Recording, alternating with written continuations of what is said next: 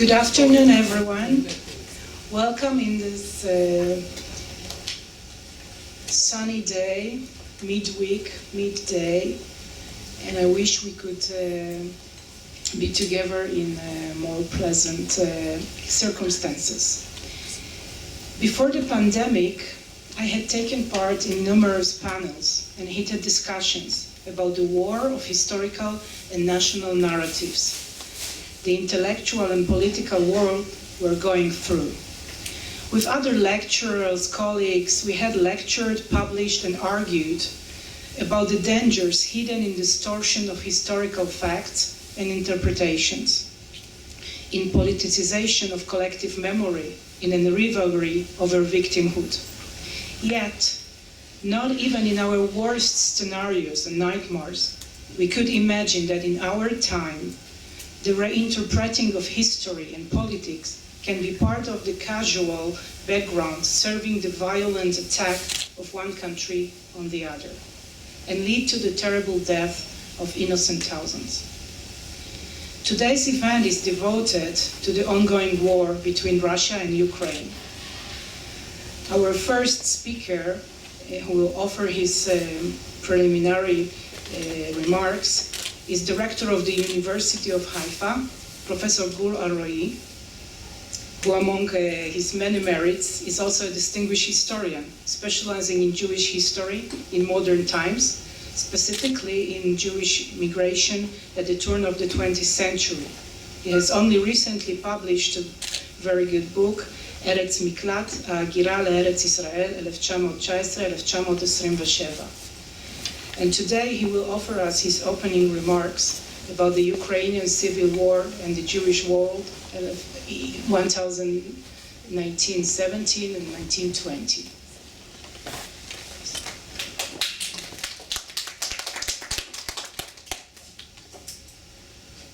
Thank you, Anat. Some weeks ago, Professor Marco Zilber asked me to greet in the event today, and I have to confess that as rector, this is something that I don't do usually. I just hate to greet in events, but there are exceptions, and the unit for Polish studies is one of them. And when I was told that Katarzyna is coming to the university, I said, of course, I do, but not greet, but I prefer opening remarks and something that related to the poor reality and poor situation that we aware of in Ukrainian today. So it's really my pleasure to come again to the unit, and instead of just greets and welcome to the University of Haifa, I thought that it's better maybe to be more focused and to think that maybe there is impact in history, and if we can learn something from the past today. So welcome again to the University of Haifa, to the unit, and as I told in the inauguration ceremony, I promise that as rector of the university, I totally committed to the success of the unit. Thank you, Dorota, and thank you, Anat. Now, I would like to talk today in a few minutes about the Ukrainian civil war between 1917 and 1920, the Jewish world, and then and now, and very briefly to compare some social phenomena that happened during the Civil War 100 years ago, and unfortunately today. But before, just the historical context. Ukraine was the main country of origin of Jewish immigration to the United States in the early 1920s.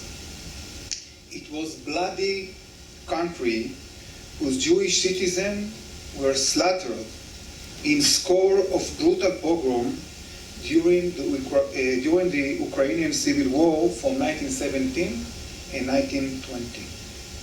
The pogroms were the results of the chaos and political anarchy that prevailed in the territory of the crumbling Tsarist Empire after the fall of Tsar Nikolai II. Soldiers from various armies and with opposite interests fought each other and became integral part of the Ukrainian landscape during the Civil War. Ukrainian nationalists, headed by Simon Petlura, battalions of partisans who had formed alliances with Petlura and then joined him and betrayed him, Red Army troops, Polish soldiers who had joined Petlura, Germans who were first allies and later enemies of the Ukrainian, White Army troops under the command of General Anton Denikin, and locals who joined whoever was fighting the Bolsheviks. The only thing that united all these forces was their hatred of the Jews and a desire to hurt them. Sometimes in 1920, Lucien Wolf, one of the leaders of English Jewry, received a detailed 31-page report of the violence in Ukraine. According to the report, the bloodbath there was not like the familiar pogroms from the distant or recent past. The events were unprecedented in scope and intensity. And I would like to present you what was written in the report.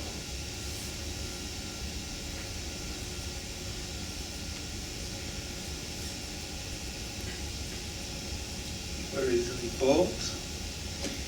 The events currently taking place in Ukraine can in no sense be understood as the wakes of pogroms, of the sort of Jewish people has suffered from so many times in its long history. Attention must be paid to the fact that for the past 2 years, a systematic, consistent, and clear destruction of the Jewish population in Ukraine has been underway in vehemently determined attempt to completely annihilate these segments of the Jewish people. Now, I would like to present you one photo that I believe worth 1,000 words about the refugees of the Ukrainian Civil War. And this is the photo that was taken by the joint in Khodorkov, Shtetl, in the Ukraine, and we see 4 kids. The little one in the center is, I think it's 6 or 7 years old. The young adults, woman that probably was raped, and I will talk about it later, and all the 4 kids are benched. Jewish refugees, 100 years ago. And take a look at the photos on the right. Ukrainian kid from today. This is a color, and this is black and white. But 100 years, the same photo. And refugees are refugees, it doesn't matter. 100 years ago they were Jewish because of the civil war, and today they are Ukrainian. He holds in hand a baby, and I think that compare the two photos, we have or we can do a comparison then and today. The pogroms in Ukraine in 1917 and 1920, the red, the orange are the places, the regions where the pogroms occur. Today, they happen mainly, not mainly, but also in the green region, in Kharkov, and how many Jews were killed. So, the number of people murdered in the pogrom is a matter of historiographical controversy. Several attempts were made to estimate the number of shtetl destroyed and the number of Jews murdered. The numbers of Jews murdered range from conservative estimates of 30,000 to much higher figures of 200,000. Elias Hefetz, who served as the time of the Civil War as chairman of the All-Ukrainian Aid Committee that operated under the auspices of the Red Cross, argued in his book on the slaughter of Ukrainian Jewry that the number murdered was much greater than 30,000. According to him, the report did not take into account Jews in small villages, Jews who had fled their homes and been murdered in the forest, on the roads, and at train stations. Jews thrown overboard from ships into the rivers of Ukraine, or those who had died of starvation and illness. Hefetz estimates that 120,000 people were killed in the pogrom. It was a small Holocaust. The mass murder of the Jews of Ukraine was preceded by sadistic acts of abuse by both the soldiers and the local population.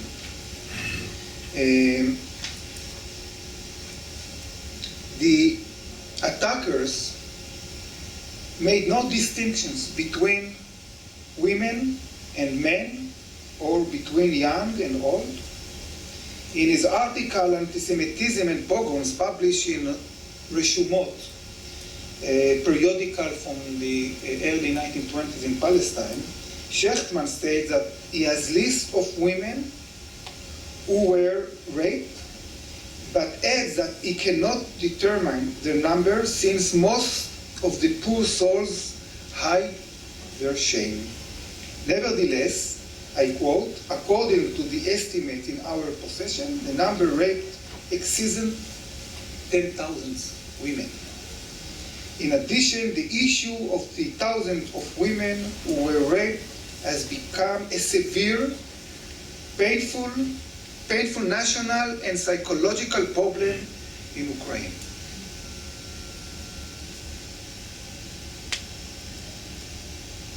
Newsweek, some weeks ago, Russian soldiers raping women.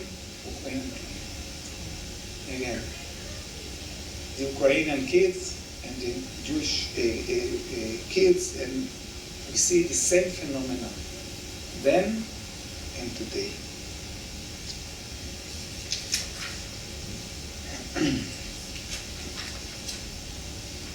The plight of the refugees was the main cause of immigration to the Jewish immigration to the United States in the 20s, and it can be understood only in the Eastern European context of Ukrainian civil war.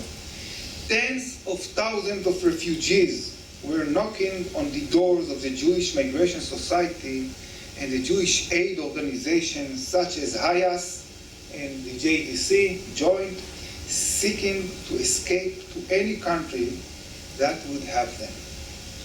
At this fateful time, the United States government closed its gates in 1921 and later in 1924. And today, I have to say that there is exceptions. And the exception is the Polish government. The Polish government, but not only the government, mainly the Polish people. They open not only the gates, the borders, but they mainly open their hearts to the refugees.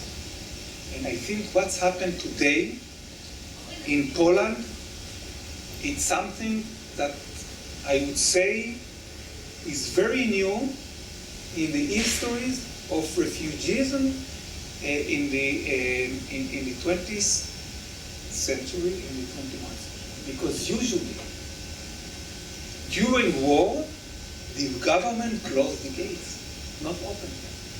And about 5 million refugees, most of them, crossed the border to Poland. And the Polish people opened its heart.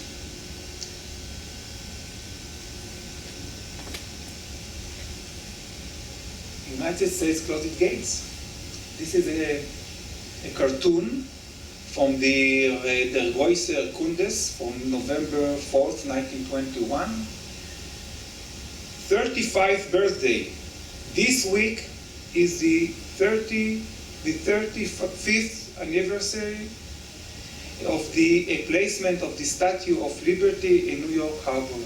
So few people are coming today to congratulate me on my birthday. This is the first Immigration Act of 1921, and in 1924 the US government closed totally the gates. The Jewish aid organization then, in the 20s, helped the refugees. Money transfers via HIAS, the Hebrew Immigrant Aid Society, from Americans to their relatives in Poland, 1920, 1925. It's about $250 million. The Jews in America transfers to their relatives in Poland. And HIAS today welcome the stranger, protect the refugees, and they collect money from the refugees today. It's amazing because the HIAS aid organization then and today is the same activity, and it's amazing because there is today infrastructures of HIAS that was built more than 100 years ago, and today they can do it easily because there are many branches all over Europe in general and Eastern Europe in particular. The same is the JDC in Vaturi. And we can see that again, the American Jewry helped refugees, and it doesn't matter if they are Jews or non-Jews. The immigration policy towards refugees from Ukraine then and today has not changed in the United States.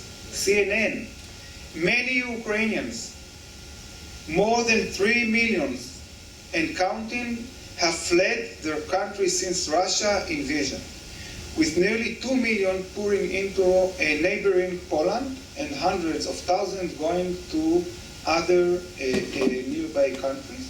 But only the smallest trickle, around 706, have some of the US as refugees since last October. That means essentially no Ukrainians of those 3 million who left since the war began have come to the US. And in Israel, let's take a moment to the cartoon in the right. necessity breaks iron. Open the gates or they will break it open. Many of the Jews, of the refugees of the civil war in the 1920s, asked to immigrate to Palestine in 1920. Chaim Weizmann was the president of the World Zionist Organization. Weizmann, not the British mandate, not Herbert Samuel, but Weizmann made a decision to close the gates. And he did it before the American did so in 1921. Weizmann closed it in 1919 because he didn't want refugees, but pioneers in good health, Zionists who will come to Palestine and will be part of the Zionist idea. And in Israel, Interior Minister Ayelet Shaked refuses to lift quotas on the Ukrainian refugees. So the situation today in Ukraine and the war with Russia, of course, it's different from the pogroms and the Ukrainian Civil War, but still there are some social phenomena that we can find then, and we can unfortunately find them today, but with the exceptions of the Polish people, that I think it's amazing. So this is the opening remarks to your lectures, and thank you for having me with you. I will be here till 2:55. Okay?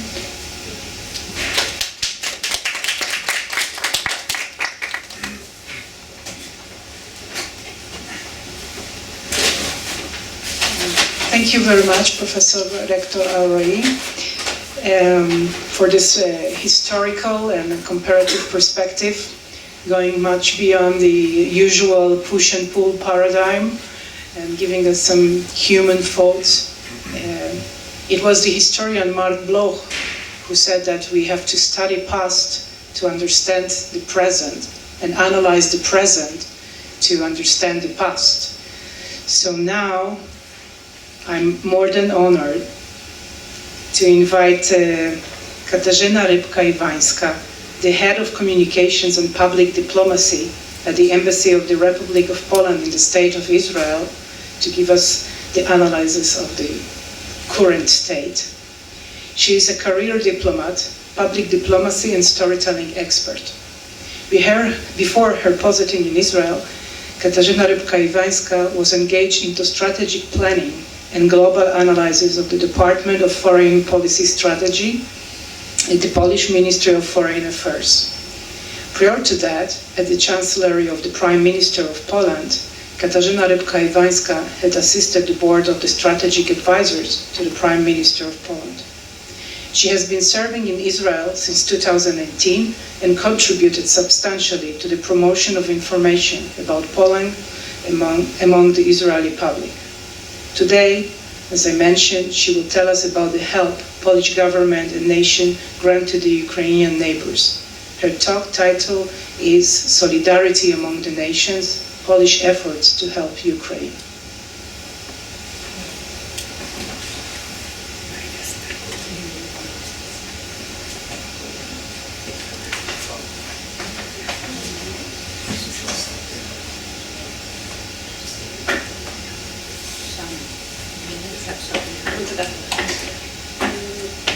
Good afternoon. Thank you very, very much for having me. Thank you, Professor Alroey, for for actually attending this event. I very much appreciate it. And I'm very, very happy to be here also because of the fact it's my last public appearance in Israel and last public speaking event that I'm attending, because I'm finishing my service in Israel, and it's very hard to do it. Because Israel has become kind of my second home, but it's also the regular path of a career diplomat that we need to be transferred somewhere else.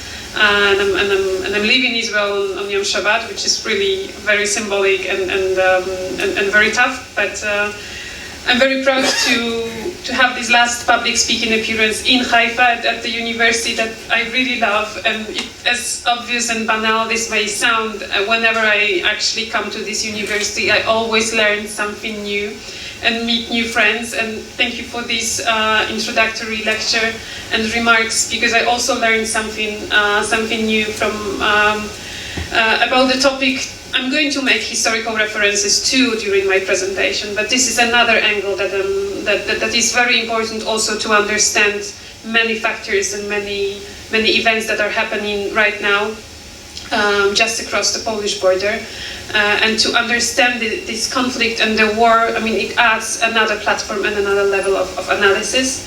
I'm not a historian myself, so my historical remarks are going to be based on how I see this as a Polish person, as a Polish national and Polish diplomat, and what I learned about the history of my country in school and at the university, and what I learned at home as well. There will be some historical references, and then I will switch to speaking about what is actually happening in my country right now, because what has been happening since February 24th has actually influenced everything and changed so many fields, and the approach to life even of so many people in my country. It has changed politics tremendously. It has changed the society. On the one hand, we are always saying, there was this interview of our ambassador in the US, Marek Magierowski, given to Christian Amanpour on CNN a couple of weeks back, and she said, what has happened, from zero to hero? And, our response would be, we were never zero in my country, and we were always having, of course, ups and downs as every other country, but we were never zero. And unfortunately, we needed this conflict, and we needed this war just for the world to see how unique and exceptional things can happen even in a very troubled region of Central Eastern Europe. We have been a region where there was a lot of bloodshed throughout the history. We have been the region that has witnessed a lot of slaughter and a lot of pogroms as well, and a lot of murder and a lot of wars. I mean, this is the region of Europe that has suffered tremendously throughout history. And now what we are seeing on the one hand, in Ukraine, being so brutally attacked by the Russian Federation, and then what we see in our country, how we are trying to assist everybody and help any person that may need help. It really tells us that we are writing a new chapter of history of our region.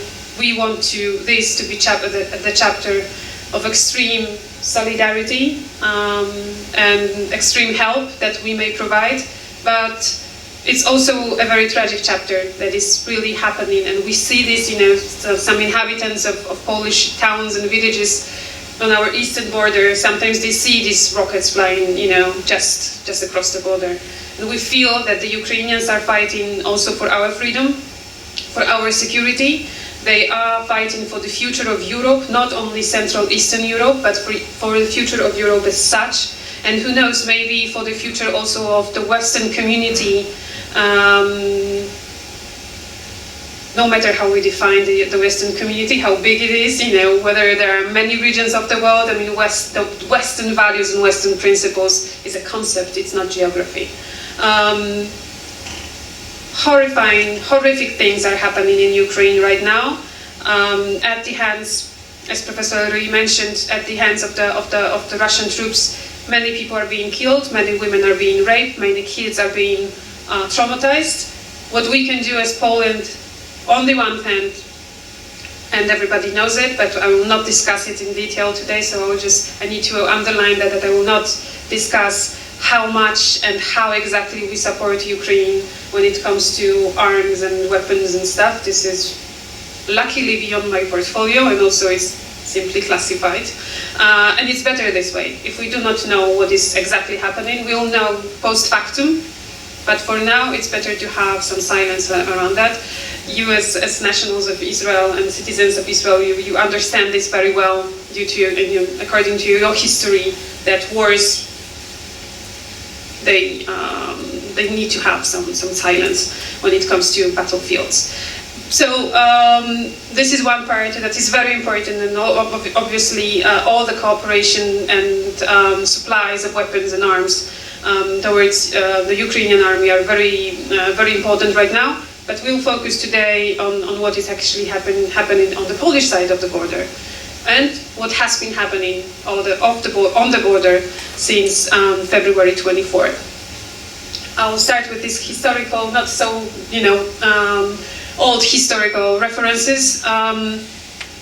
This is a meme from Don't Look Up, a very recent movie from Netflix where Leonardo DiCaprio and Jennifer Lawrence were trying to convince the President of the United States and all the media and everybody that a huge rocket meteor is coming towards the Earth, and no one actually wanted to believe them. Sometimes we were feeling in our region, it's not only about Poland, knowing better, it's about our region, Central Eastern Europe, trying for years to explain to many partners across the world what exactly is happening in the Russian Federation and how this country and the leadership is changing towards really posing a very serious security threat to our continent. And sometimes where we were feeling like Jennifer Lawrence and Leonardo DiCaprio, that you were exaggerating.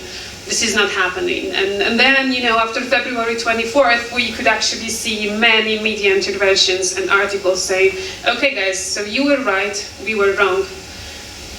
What do we do now? I mean, because this is only the beginning of something that has been really changing the security order in our continent. Everybody is, not only in our region, but the whole continent, and everybody is now aware of that. We are not very happy about being right for many years, but this is what is happening. I'm sure here this person is very well known. This is also kind of a feeling that we were having. I remember, his interviews for example, the film of the Shoah, where Jan Karski was explaining his meeting with President Franklin Delano Roosevelt, and then with the Supreme Court Judge Felix Frankfurter, when he was explaining to them, the highest people, the most important people in the world. He was explaining to them what has been happening on the Polish soil during World War II, and in particular what was happening to the Polish Jewry, and they couldn't believe him. And it wasn't, the Felix Frankfurter precisely said to him, I'm not saying that you are lying, it's just beyond my comprehension what you are describing. I cannot believe that because it's just too big to understand and really to acknowledge and to absorb these kinds of information. And I believe when we see, for example, images from Bucha, or from Mariupol, or from Irpin, and from other cities and villages, all across Ukraine right now, we can also have this, feeling that it's impossible, it's unreal. It goes really beyond what we have, like what we could actually acknowledge or comprehend. Like, it's really hard to imagine that. And that was also, I think, the feeling of Felix Frankfurter, that you are describing such a nightmare, such a horrifying situation in Europe, that it's just too hard to understand that and to actually, because understanding is also, again, just the beginning of a longer time process. Another historical reference, very important to us in Poland, And this is also why my lecture is titled Solidarity Among the Nations. It doesn't come from me. It was the title was developed by one student organization that has invited me first for, to give a lecture because they were so interested in what is happening in Poland right now. And solidarity is a key principle in Poland, and it has so much such a big meaning for the modern history of Poland. Solidarity was a workers' union, a movement in the 1980s. I'm sure you all are aware of that movement that actually helped us and inspired Polish society to fight for freedom in the 1980s and get rid of communism at that time. And one of the symbols, one of the founders of Solidarity movement was Anna Walentynowicz, who was a woman, a Ukrainian national. And during the war, she had a very complicated biography, but she found herself in Poland, in Gdańsk, and she had a very hard life, after the war, huge poverty, and she had to work so hard just to be able to make ends meet. And she worked in the shipyard, of course, in Gdańsk. And together with her folks, when she was fired at some point from the shipyard, they established Solidarity movement that started, from a small workers' organization, but at some point had 10 million members. 10 million people joined Solidarity in order to fight for the freedom of Poland. She was one of the founders, Ukrainian Polish person, and she's, I think, to a large extent, a symbol also of what we are experiencing right now in Poland when it comes to this friendship between Poles and the Ukrainians. We have a small statue of Anna Walentynowicz just in front of our embassy in Kiev. Unfortunately, she died in the Smolensk air crash in 2010, together with our president and 94 other people, which is also very symbolic, to be honest. But she remains a huge symbol and a huge inspiration also to the women of Poland. And I'm speaking about the embassy of Poland in Kiev because our ambassador in Kiev hasn't left the embassy for a single day since the invasion. So no matter all, the rockets, the shellings, no matter everything, almost all the other diplomats from, of all the other countries left Ukraine. I think at some point it was only Ambassador Cichocki and probably the, I don't know the word in English, I forgot, the representative of the Vatican who stayed in Kiev. There was no one else.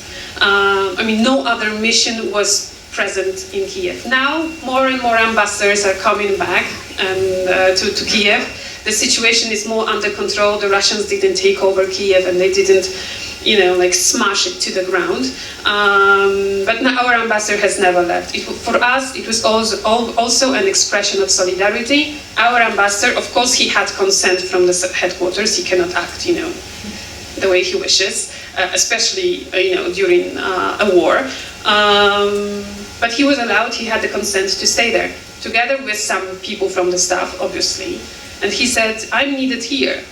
I need to respond to the needs of the authorities of Ukraine, of the defense of Ukraine.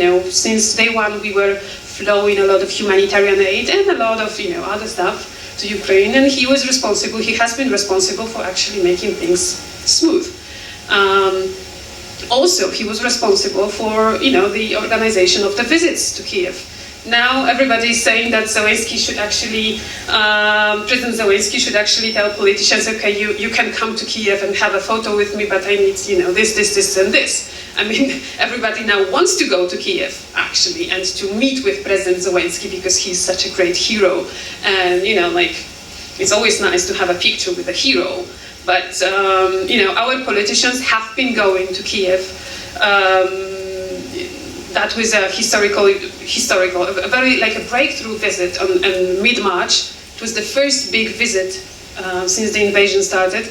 And our Prime Minister, Deputy Prime Minister, together with the Slovenian and Czech colleagues, they went to Kiev. And obviously our ambassador was in huge part responsible for having this delegation possible.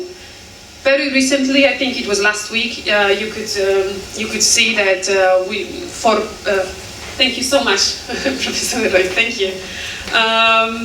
So you could see, I think it was last week, that 4 presidents went to Kiev Yesterday there was Secretary of State and Secretary of Defense of the United States arriving in Kiev.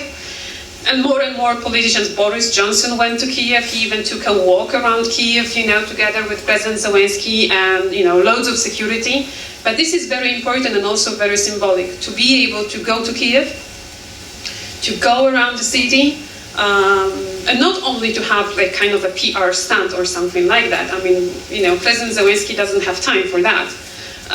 Neither do other politicians, but he in particular. So these politicians, including our politicians, were going there and have been going there in order to make some deals when it comes to helping Ukraine even more, to fight the Russian aggressors. I started with Netflix, and I would like to recommend you something extra. I very well know that the topic of Ukraine is very well known in Israel, but it's never enough, to have some extra materials to learn more and understand more of what is happening. This is a very, very good documentary available on Netflix, Winter on Fire, and it's about 2013/2014 Euromaidan and the clashes then, and the attacks on Lugansk and Donetsk, and also the accession of Crimea, and so on and so forth. This documentary will tell you a lot about how brave and how restless the Ukrainians are as a society. Now we can see this also not only in when we analyze the society, but also when we see the soldiers fighting. And I think they took many people by surprise, that they didn't give up and that just they keep on fighting.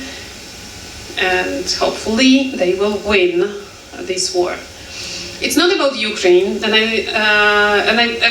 I'm very much aware that our region is very well known here in Israel, and people understand context and delicacies that we have. So I'm always trying to underline that it's also about free Belarus. Belarus as a state, together with Mr. Lukashenko, they are helping the Russian Federation in pursuing the military campaign. But there are thousands, if not millions, of Belarusians that are opposing it. And the people who actually they have been so brave in Belarus that, you might remember 2020, when they were beaten up very much on the streets of Belarus following the elections that were not free. And now, when the invasion started, there were many, I would say, in this context, Belarusians that also, again, took to the streets, even though they were beaten up again. Then they were, arrested, and they were persecuted, and so on and so forth.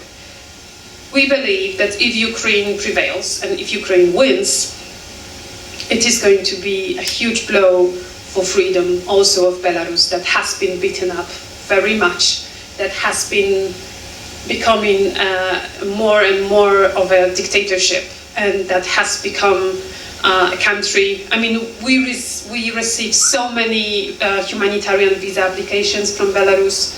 We have been hosting and giving shelter and safe havens to so many Belarusians right now. Of course, not in the number as we have of the Ukrainian refugees, but we know we have so many Belarusians who love to build their country, who would love to be there, who would love to contribute to the freedom and well-being of the Belarusian state, but they just cannot do it under the current circumstances. And we believe that if Ukraine prevails and wins, the situation in Belarus will get better too. Now, the European Union and NATO as well have been cooperating with Ukraine for many years. It hasn't started now with, EU application form and Ursula von der Leyen visiting Kiev again, another politician, very important politician, meeting with President Zelensky in Kiev. It hasn't started now. It has been working for years, and especially since 2014 and the atrocities back then. And we have, I will share this presentation. I mean, it's okay to absolutely to share the presentation because it's very long with everybody. So I will just not focus too much on this. But I just want to underline that the cooperation and the bond between the European Union, NATO as well, with Ukraine has been becoming more and more solid for many years now. And I strongly believe, and my country believes, that this is the time to actually accelerate the pace of accepting Ukraine to the European Union. It cannot happen overnight. The application was sent, the questionnaire was sent. Now there will be many long-term processes, but the direction is set. The place of Ukraine is in the European community, and we will do as Poland our best to actually help them get there. We also support, obviously, the same ambitions of Moldova, Georgia, that also have expressed willingness to join the European Union. And we also have another dynamic, regarding NATO from Northern Europe, and it's also very much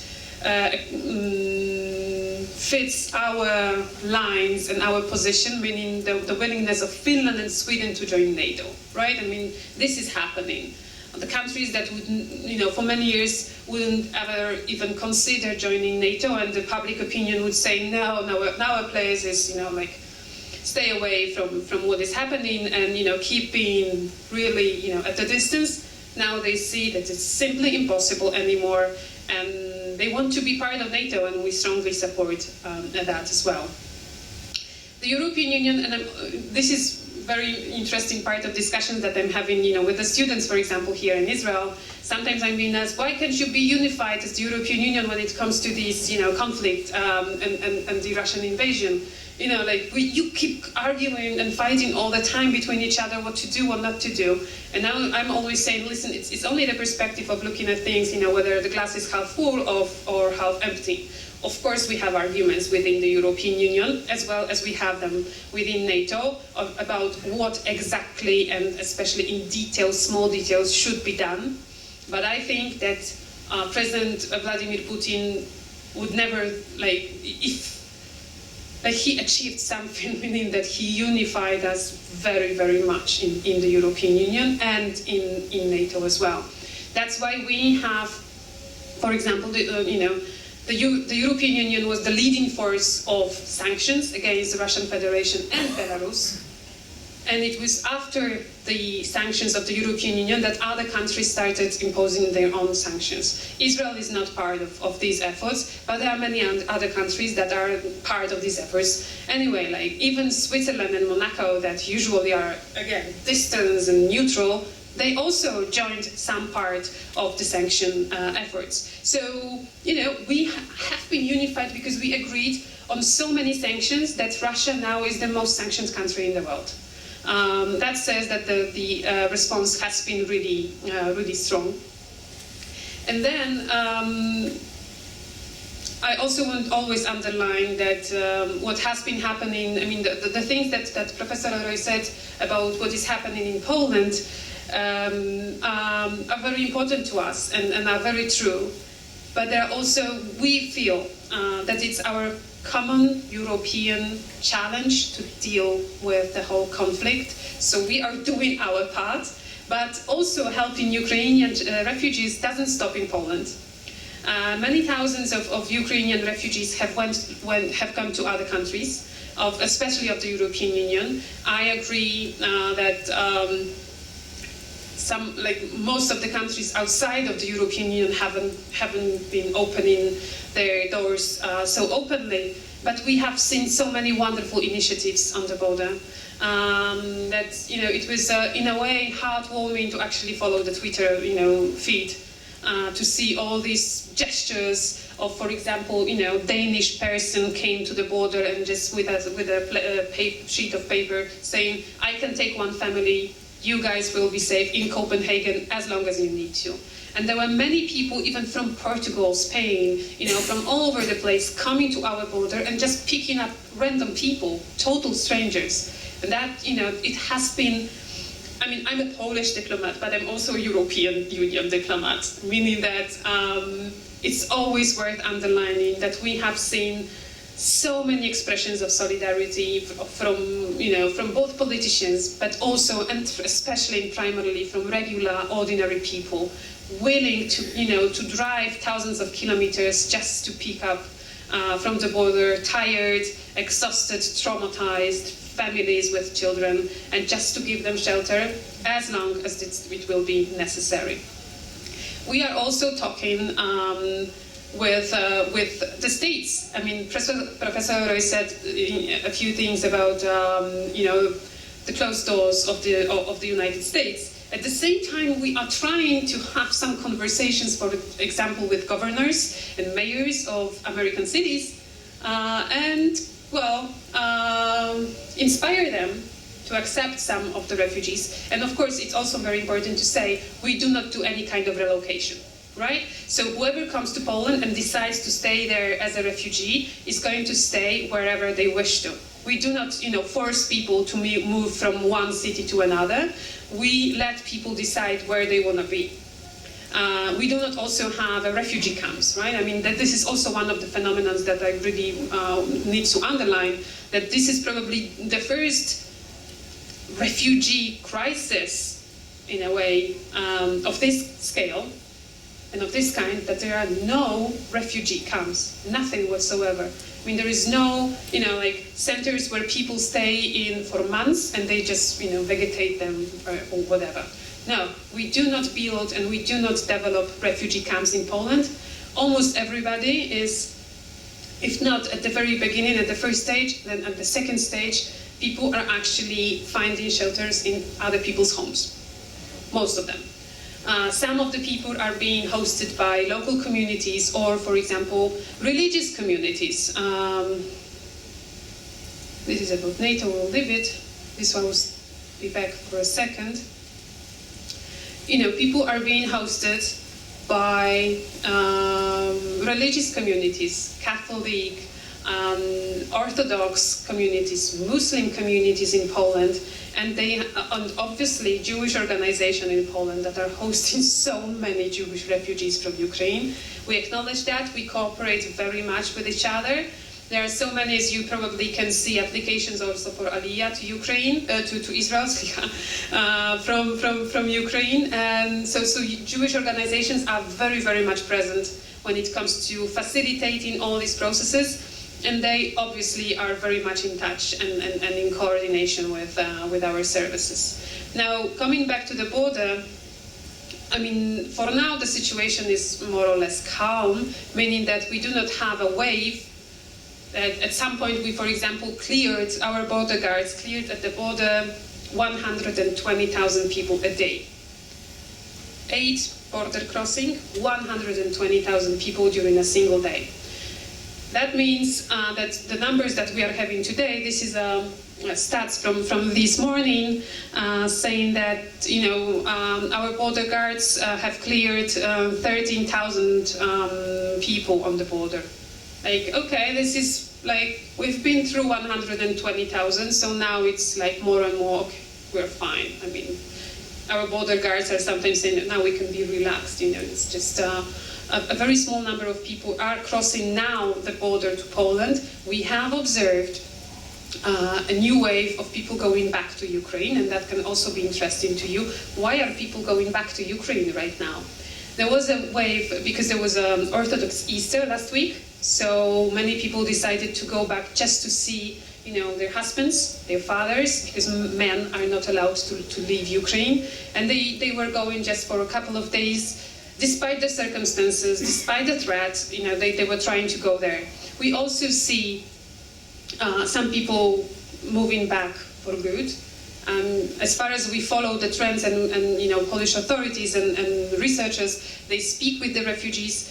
So many, like most of them, are saying, we are very grateful to what you are doing to us, and we will never be thankful enough for the safe haven shelters and open hearts.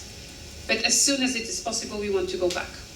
Ukrainians want to rebuild their country. We very much respect that, and we, as I said, we are going to be helping them as long as they need.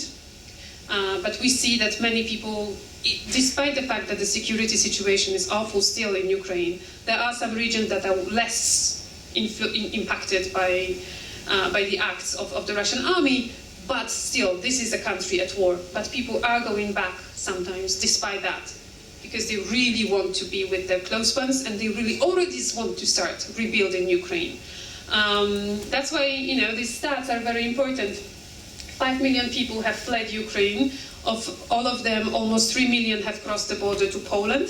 But at the same time, over 7 million people have been displaced internally, right? I mean, I have friends in Ukraine who, on the ordinary day, they would be living in Kiev, but most of them are now somewhere in Western Ukraine, staying with friends, with relatives, with whoever, sometimes with strangers. They don't want to leave Ukraine, but they want and they need to be in a kind of a safer place. So 5 million people left Ukraine, and over 7 million people are displaced inside the country. So Ukraine has approximately 41 million citizens, inhabitants. So you can see from these statistics how much impacted Ukraine actually is. And over 12 million people are stranded, so, caught in areas where they cannot move out, right? I mean, they cannot leave because of the military actions. Now, at the border, this was ready and spread, distributed on day one already. Simple leaflets about, what is going to be happening to Ukrainian refugees when they cross the border to Poland. And, this simple leaflet with just contact data to reception points. 8 reception points were built just like that on our border. But what is the most important thing is that the letters, you don't see it properly, so I'll just read it out, on the blue field, saying, if you are escaping from the armed conflict in Ukraine, you will be admitted to Poland. There is no sentence that can be more important for a person who is running away from Ukraine and is being told, you will be accepted to Poland. The doors are open for you. We will help you. You can come. Right? That was very, very important, and people were telling the border guards, really? Are you really willing to let us in? Because, as Professor Roy said, it's not a common pattern that countries open the doors so broadly, but yes, that was very, very important for us to do. As I mentioned before, we strongly believe that Ukrainians are fighting not only for their freedom, but also for our freedom. You might recognize these pictures. They have been taken in Jerusalem, Mount Herzl, one of very important places for the Polish people in Israel, Mount Herzl, yes. This is the monument dedicated to the Jewish soldiers who were fighting for the freedom of Poland in Polish armies during World War II.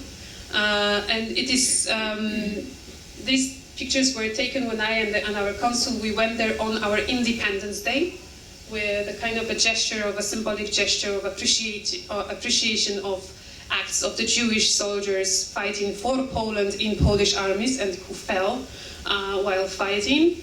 So we wanted to express this appreciation and the respect towards the heroes. And there is this sentence at the bottom picture that is also written on this monument, for our freedom and yours. It has been present in our history since 19th century, when we were fighting against the Russian Empire, when our country was torn by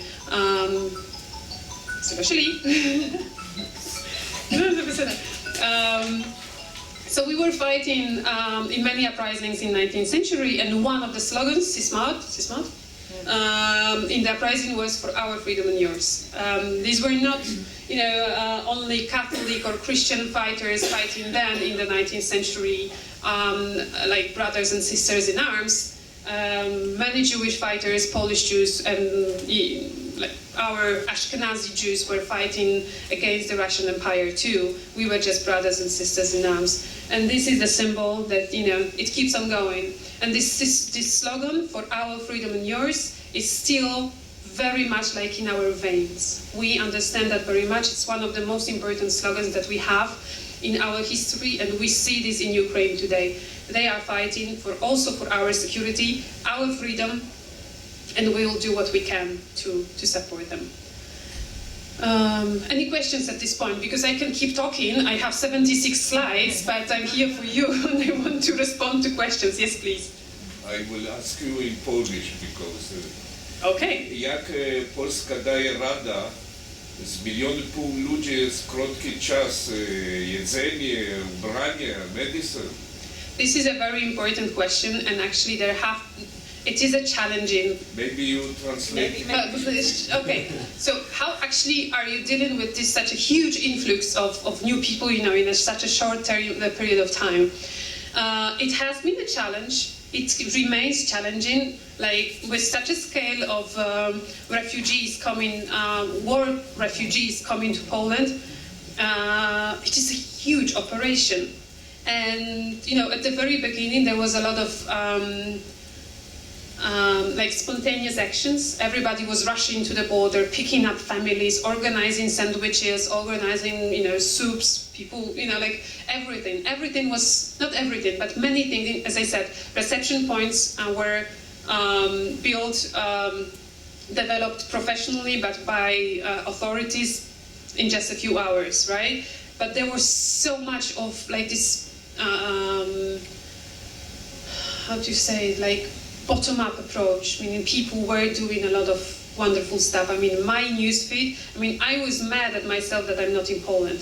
When the war started, I just felt that I needed to be at the border or somewhere organizing something for the refugees, because at some point we saw the statistics saying that 80% of the Polish people are somehow engaged into helping Ukrainian refugees, 80% of the society. So as I work for the public administration, I should be saying, the government did the whole work, right? Without the efforts of the civil society, of the regular people, of local communities, of local organizations, of, as I mentioned, religious communities, of scouts, of teachers, like of 80% of the society, we wouldn't be able to handle that. It is a huge, huge challenge. Like the border, what has been happening at the border is this is how the humanity should work. Like what was happening at the border was really, jaw-dropping. But this is, again, just the beginning. We are saying in Poland that it has been sprint, like Usain Bolt running for 100 meters. You need to be the best and you need to just, do everything and focus on that. But it's a marathon. With handling the challenge, the influx of the refugees in Poland, it will not stop now. No one will actually knows when and how this all will stop. So the border has been just the beginning. And now these are very fresh data. I can tell you that over 3 million Ukrainians currently live in Poland. It doesn't matter that all of them came to Poland when the invasion started. No, before the war we had over 1 million Ukrainians living in Poland, mainly for economic reasons, working in Poland, sending remittances to Ukraine, going back and forth. So as for now, according to official data, 3.2 million Ukrainians live in Poland. Half of them are refugees, at least half of them. And here you can see how much the number of inhabitants of the biggest cities changed in Poland. So, for example, Rzeszów. I know it's hard to pronounce. Rzeszów is a city in southeastern Poland, close to the border. The number of the inhabitants of the city grew by 50%. Over 2 months, right? We see Gdańsk, that is not located close to the border. It's northern city on the Baltic Sea shore. 34%. More citizens, more inhabitants than it used to have. Warsaw 15%, but it's a huge number. 15% is like 300,000 people probably are living now in Warsaw. 300,000 more people than prior to the war, and so on and so forth. So this is a huge challenge. as I said before, we are not relocating anybody, but we were trying to inspire or encourage some people to move to other towns and cities, so that not everybody stays, for example, in the big metropolis, because it's really then it can become challenging. And I need to say that now we have these refugees all over the place. I come from a very small town on the border with Kaliningrad Oblast, so the Russian Federation in the north. Like, I would imagine that Ukrainian refugees wouldn't like to stay close to the Russian border right now, right? But we have them, and we are helping, my hometown. We help them, we organize employment, regular people are organizing employment for the refugees. And also it is possible to organize this employment because we have special regulations for that. I mean, the refugees can receive,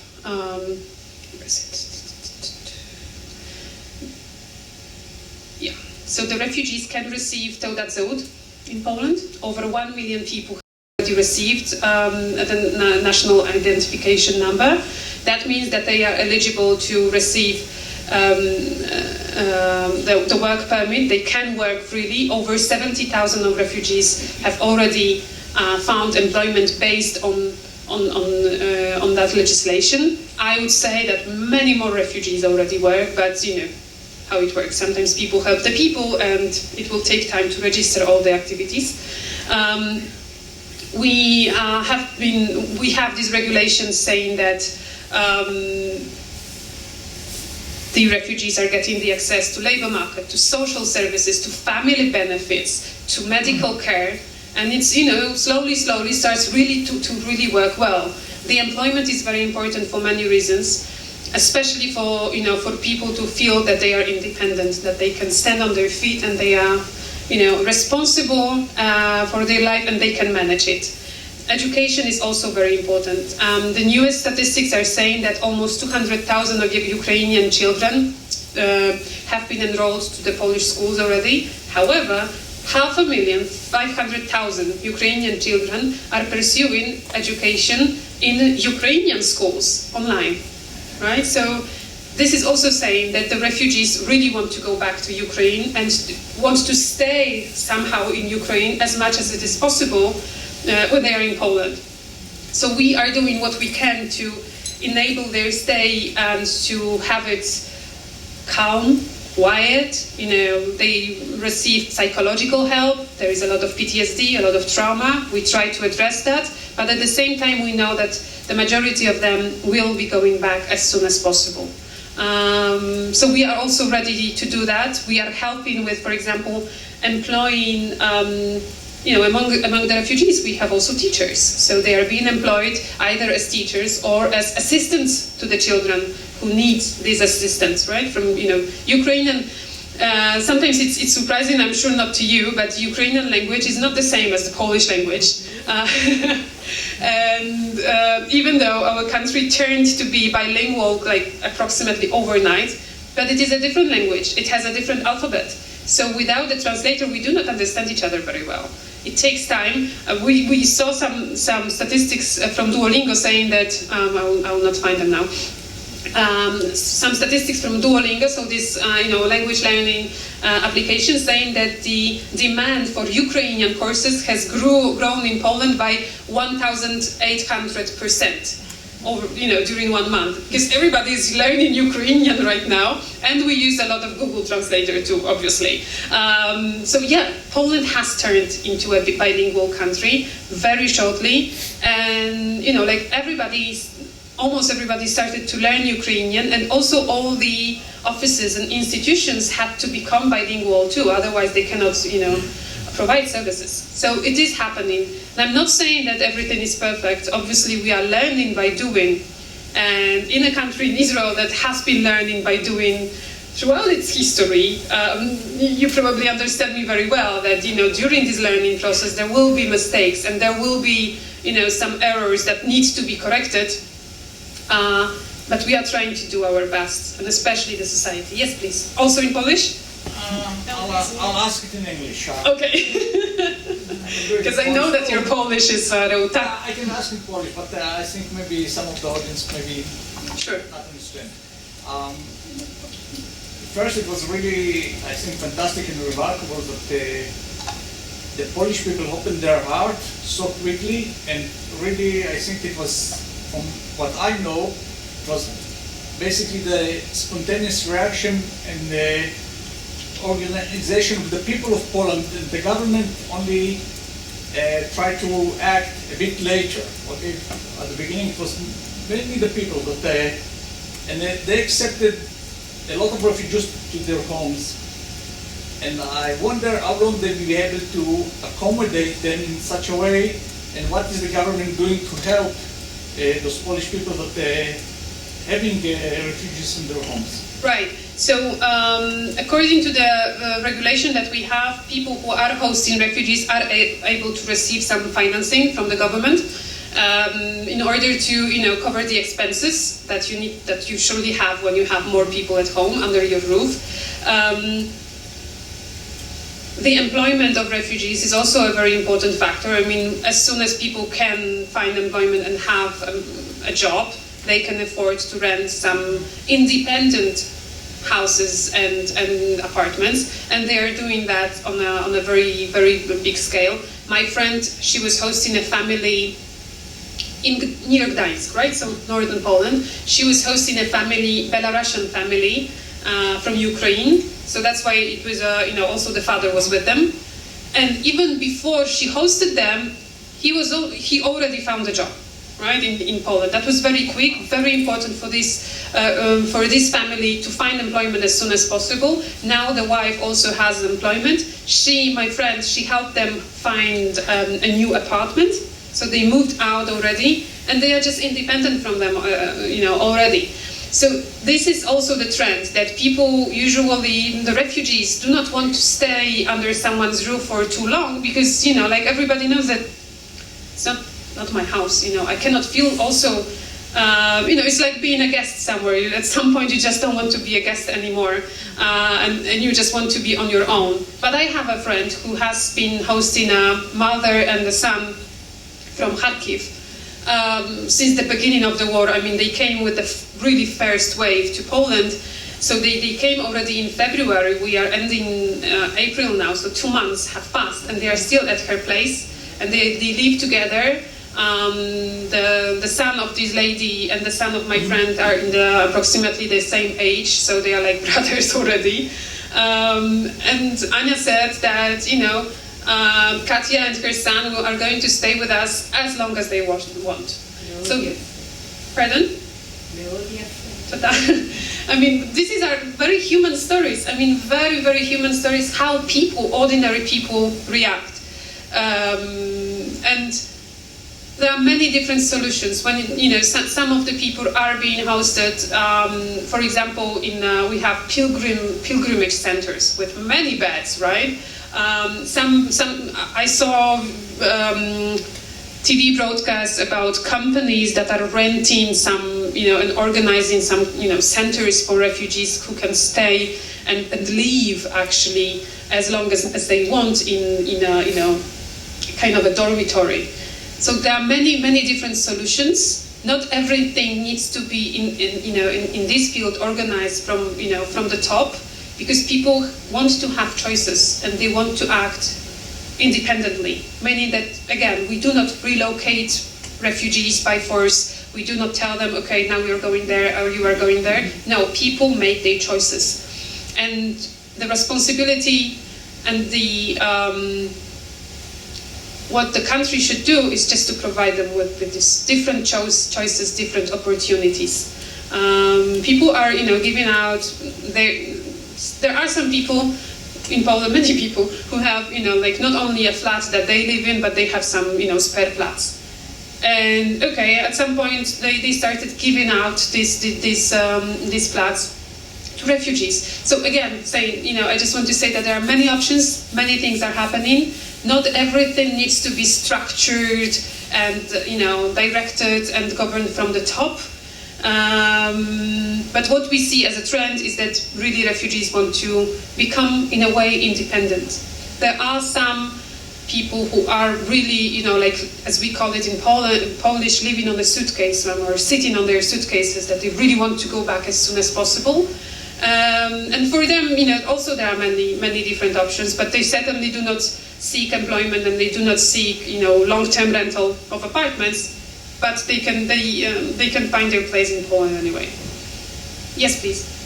I would just like to say that listening to you, as an Israeli, it's so hard to perceive a situation in which the national sentiment, as a reaction to such a situation, is not that of anxiety that everything is going to fall apart because of the presence of people that come from outside, and just to express my envy and the hope that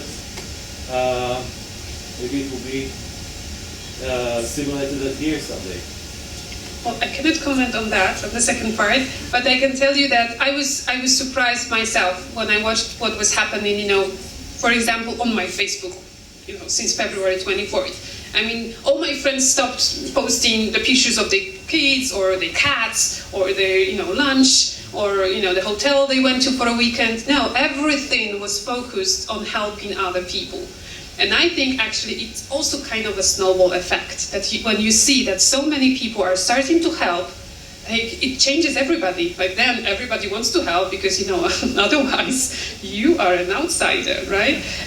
And I'm all for it. I mean, if solidarity can be like I shouldn't be saying virus, but in terms of pandemic, but this is how it works. I mean, people were inspiring other people, and this, this worked tremendously. And I really hope that it will continue. We have been targeted by huge cyber campaigns that are, inspiring some violence and disinformation and saying, all these refugees will take your jobs and stuff. It is happening in the internet, but we are dealing with that. I mean, as 2 months have passed, and still the situation is good. And people still express so much solidarity. It's not only a bilingual country, but it's also, it's not only white and red anymore, but it's white, red, and blue and yellow all the time and everywhere. So yeah, it is. אני רוצה להגיד משהו, את מבינה עברית, זה מזכיר לי. You have to translate because there are other students who speak only English. ב-1948 אני הייתי בת 4. בארץ היה צנע. לא כמו היום שפולין היא ארץ עשירה. אנשים בארץ התנהגו בדיוק כמו שאת מספרת. כל מי שיכול היה לקח הביתה משפחה. אפילו עצם זה שזה באו וחילקו את האנשים וישנו איתם בצריפים במה שהיה.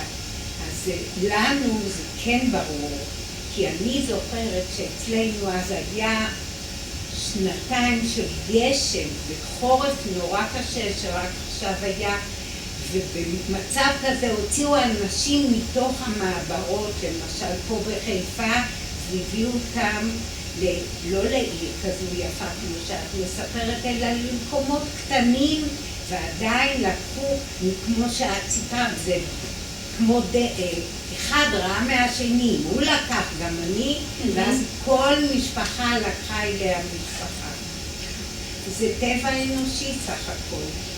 I cannot translate it. I understood, but maybe you can.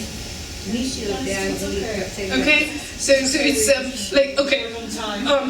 So it's like the resemblance of what was happening actually here when people were after the war immigrating and making Aliyah to then British mandate, then Israel. I mean, everybody was helping everybody, right? And so we have some similarities in history. It's really people. I mean, sometimes we may feel that, okay, where is our world, going? Like, before this war, everybody was always, polarized. The societies were so polarized here in Israel, back in Poland, in my country. Our society has been polarized for years. It didn't work well for us. We kept arguing with each other, not only about politics, but at some point about probably everything, just as much as you guys are doing here. I mean, we have so many similarities between each other. And now what is happening in my country, at least at this point, again, already 2 months have passed. People are like found a cause, like a purpose, something that can unite the society. Of course, it won't, and it doesn't work perfectly, and I never underline it enough, that it's not a fairy tale. We are dealing with a serious, serious challenge. And we are still dealing with the war that is happening across our border. We are dealing with a nightmare. So again, I'm all for these, wonderful, heartwarming stories that are happening in Poland, but at the same time, we understand the context, that this is really scary. And back then, when after the war, people were coming here, I wasn't there and I'm not Jewish, so I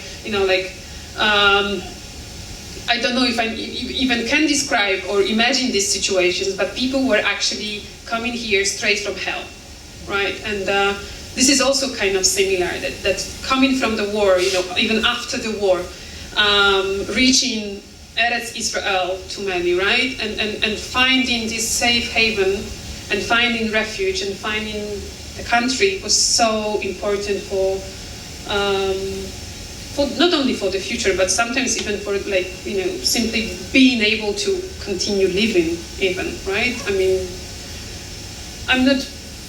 I'm not a historian and I shouldn't be doing too many of historical references, and it's always tricky. So we need to be really careful with historical references, but there are certainly many elements and many periods from history that come to mind when we describe this.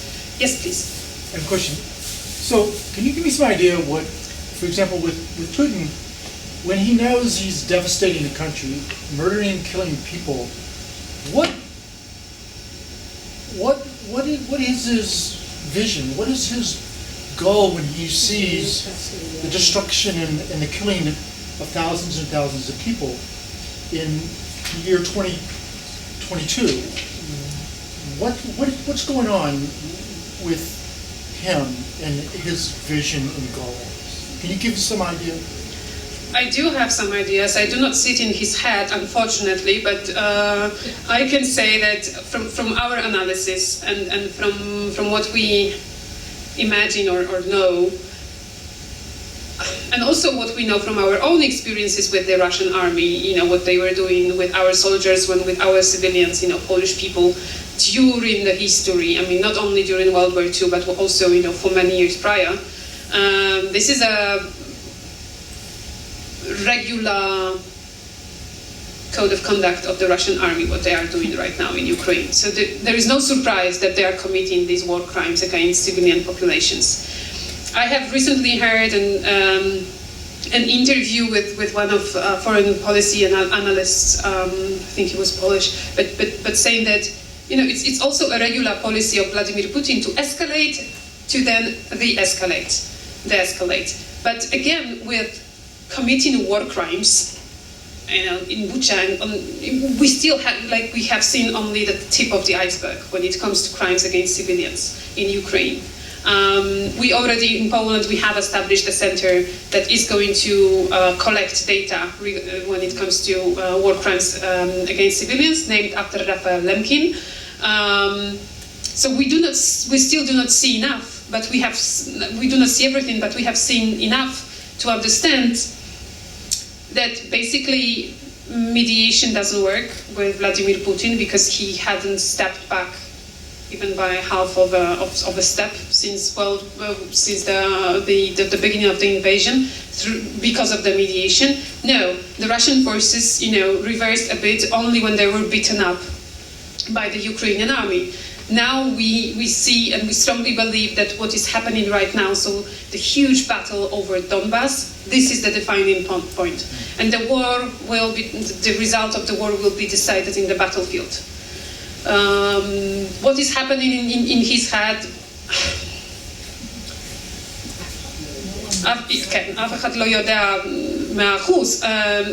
but we believe that, he cannot imagine. He treats the European ambitions of Ukraine as a slap in the face. And he just, that's the method that he wants to use to actually keep Ukraine away from the European ambitions. And at the same time, his only method is just to ruin a country. But Ukraine will be rebuilt at some point. They will receive a huge international help to rebuild the country. And as President Zelensky is saying, to build an even greater and more beautiful country than Ukraine used to be. I visited Ukraine a couple of times. I even used this graphic very often. I mean, this is our trip a few years ago. My boy was still very little. I was pregnant with our daughter, and we went to Lviv. You know, it's such a wonderful city. It used to be Polish before the war, so we have, you know, like very nice connection, historical connection to the city. This is the building of the opera, and this is Rynok Square, so Rynek, like a market square, I would say. And this is, you know, my husband with our son and a golden lady, you know, a local artist, sitting there, and this is how it looks like right now. So everything is wrapped, right? So that it's not ruined by the rockets. And this is, you know, like, it's also very symbolic.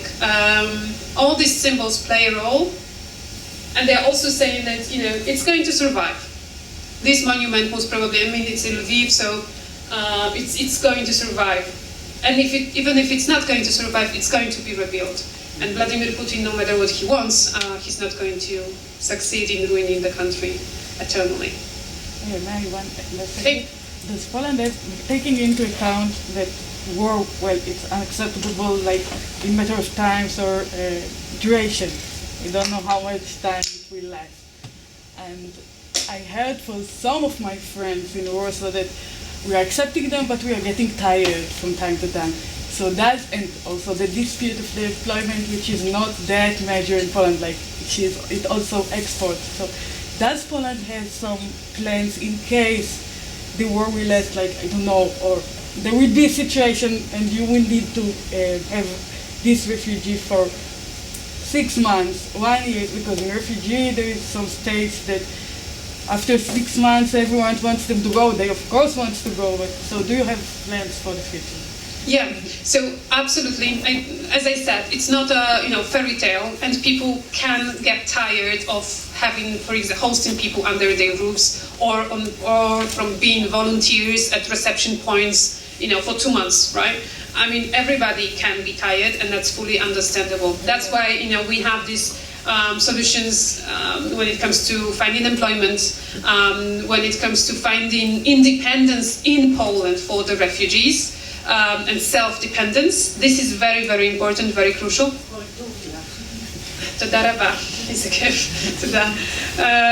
So we have these solutions. We'll see how it's going to work in the future. For now, according to our present legislation, the refugees can stay in Poland for 18 months with the possibility to extend their stay for 3 years. But as we said, we have been saying that all the time. If it's necessary, they will be able to stay longer. We will introduce new legislation, and they will be able to stay longer.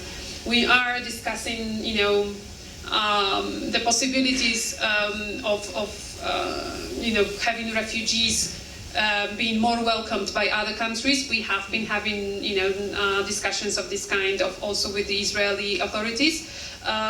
But again, no one is going to force anyone to relocate. אני חושבת שסיימתי.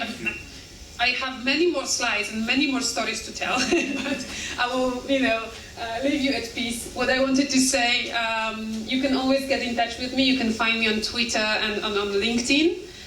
Now, if you have any further questions or you just would like to stay in touch, even when I'm not in Israel anymore, but in Washington, so please get in touch with me, and I'll be very, very happy to, meet over a coffee and have some further discussions about solidarity, or about diplomacy, or about Polish-Israeli relations from a distant point of view in a few days to come.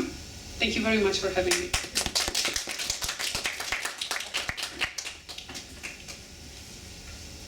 Thank you very much, and we're really touched because it was your last public lecture, and we wish you good luck in Washington. And thank you all for coming. Our hearts go out to the people of Ukraine who face stark realities, and we support international solidarity and hope that collectively we have the means to overcome this crisis. University of Haifa has offered emergency grants to students and scholars from the region, not only Ukraine but also Russia. And we urge all that now is the time to show the support and solidarity to the people in and fleeing from Ukraine. Now is the time to show them that they are not alone. Thank you all for coming.